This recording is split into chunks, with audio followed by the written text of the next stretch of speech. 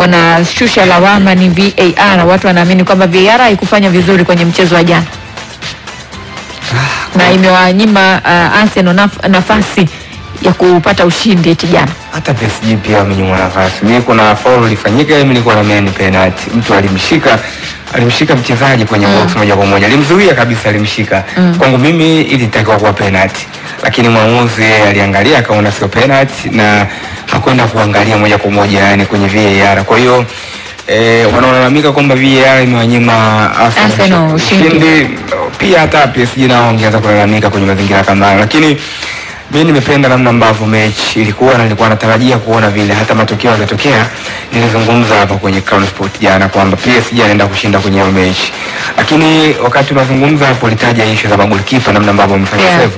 Ni kwa sababu ya aina ya mpira ambao watu wanacheza. Ni hakuna ambaye anakaa nyuma.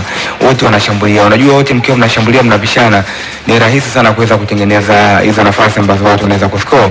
PSG jana ingekuwa clinical zaidi wangeweza kupata magoli, lakini pia hata Arsenal nao ingekuwa clinical wangeweza kupata magoli, lakini pia wakati mwingine unachukua mikono unasema magoli kipa ni hatari. Jessica, tumeangalia wote mechi. Ulikuwa unaona namna ambavyo nainuka PSG anapokuwa anashambulia kweli kweli. Yaani nilikuwa naamini PSG anaondoka na idadi kubwa ya magoli. But mechi staff na aliyeshinda na mimi aliyeshinda mchezo jana, mimi naamini kwangu mimi alikuwa ana deserve kupata yale matokeo kwa sababu ya ukienda kuangalia takwimu zinambeba PSG. Yani aliposesi mpira alikuwa wewe, alitengeneza nafasi nyingi pia, lakini kwenye upande wa save na mimi ndo Donnarumma ndo kafanya save nyingi kuliko David Raya. Unaelewa? Kwa pia inakupa alarm kwamba Arsenal pia walikuwa hatari wakifika kwenye lango, kwa sababu kama goalkeeper wa PSG amefanya save nyingi, maana yake walikuwa wanafika. Walikuwa hawafiki muda wote, lakini wakifika walikuwa wanaonekana kuwa na hatari zaidi. Unaelewa? Score na toa credit kwa makocha wote. Mimi naamini bado mechi ipo Paris. Yule winga Saka yule naamini ni world class player. Anajua yani ni hatari akiwa na mpira jamaa. Anajua namna ya kuwapika. Unajua Saka namna pekee ya kumzuia pengine ni kumchezea foul.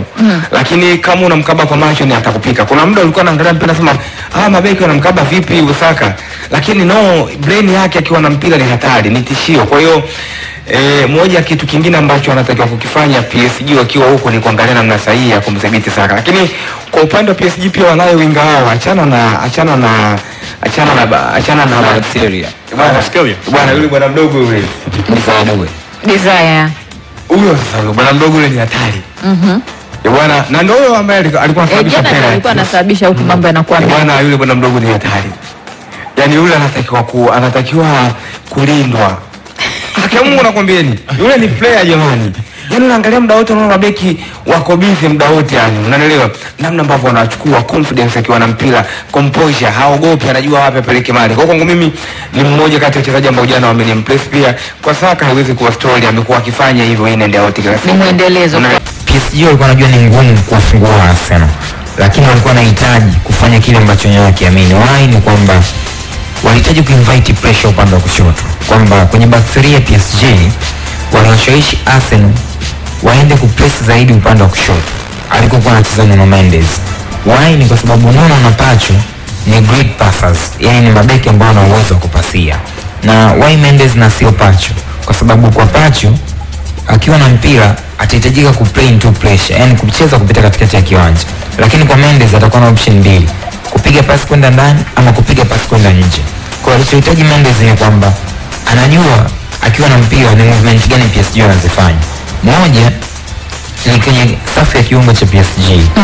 Pacha akiwa na mpira, Nuno akiwa na mpira, wanafanya movement nyingi bila mpira, hususan kufanya zile decoy runs. Decoy runs ni kiashiria kwamba Jessica Pacha anapokuwa na mpira ama Nuno anapokuwa na mpira, ndio viungo wanaonyesha nia kwenda kupokea ule mpira, lakini wanakuwa sio katika sehemu, yani wanakuwa sio watu sahihi ambao wanatakiwa kupewa ile pasi. Yani wanaonyesha nia kupewa pasi, wakati huo unampotezea mtu muda na nafasi ili apewe pasi mtu mwingine. Kwa kilichokuwa kinatokea ni kwamba wakati Mendes ana mpira alikuwa anaangalia movement ya Vitinha, João Neves, wote walikuwa wanamfuata Mendes kama anaomba ile pasi. Lakini angalia movement ya Fabian Ruiz alishambulia space ya upande wa kushoto wakati Havertz ali drop chini. Unanielewa? Ndio. Kwa wakati ana drop chini, kumbuka Dembele anacheza kama namba 9. Wakati Neves na Vitinha wanafanya movement kwenda kwamba mpira Declan Rice pamoja na alicheza na Mourinho jana kwenye midfield. Nah. Ndio alikuwa na jukumu la kwenda kwa press wale watu wawili. Kwa wakati anaenda kuwafanyia marking, kumbuka kuna gap ama distance wanaitengeneza baina yao wao pamoja na kina Quivio. Nini Dembele anafanya? Ni kunufaika sasa na ile space katikati ya wale ma center back na wale viungo wa kabaji, kwa sababu tayari wameshashawishika, wamesogea juu. Mpira leo upokea Dembele pale kwenye ile eneo ni eneo lile lile alipokea mpira kwenye mechi dhidi ya Liverpool. Utofauti ni kwamba kwenye mechi ya jana alipasia upande wa kushoto ambako alikuwa Havertz na ndo alitumia mguu wake wa kushoto kufanya maajabu. Yes.